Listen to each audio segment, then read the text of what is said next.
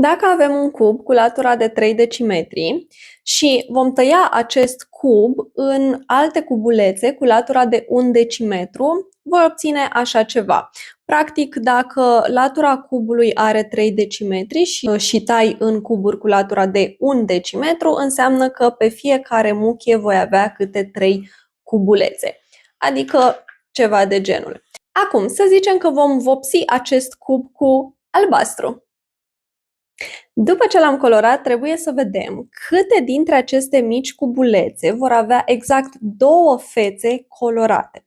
Și haideți să luăm unul dintre ele. Să zicem că îl luăm pe acesta din colț și vedem că are una, două, trei fețe colorate. Restul sunt necolorate.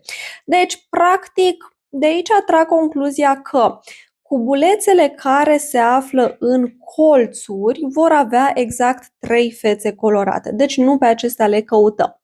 Apoi, dacă voi lua cubulețul de aici, observ că are una, două fețe colorate. În rest, toate celelalte vor fi necolorate. Deci, practic, cubulețul care a stat aici a fost colorat pe partea asta, dar și pe partea asta, fix două fețe.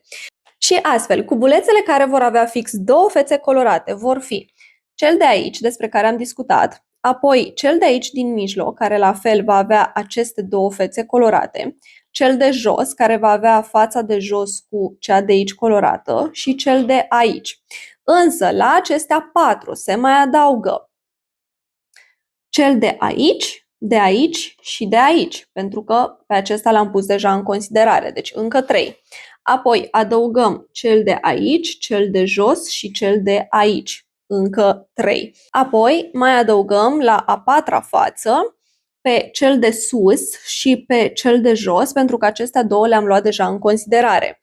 Apoi, în partea de sus nu mai avem nimic pentru că le-am pus pe toate, le-am luat pe toate în considerare și la fel jos nu mai avem nimic pentru că le-am luat pe toate în considerare. Să încercăm să nu distrugem cubul pentru că va fi foarte dificil să-l pun la loc, exact așa cum este colorat. Zic asta pentru că l-am stricat odată. Ok, deci câte cubulețe avem colorate cu fix două fețe? Deci avem 4 plus 3 plus 3 plus 2, adică 12 cubulețe care sunt colorate pe fix două fețe.